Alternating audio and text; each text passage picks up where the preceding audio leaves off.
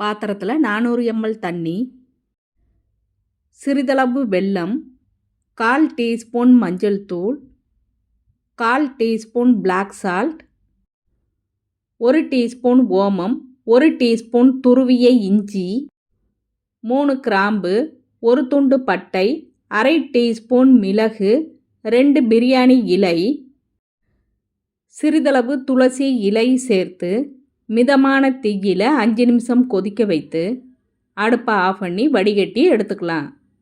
Tea ready.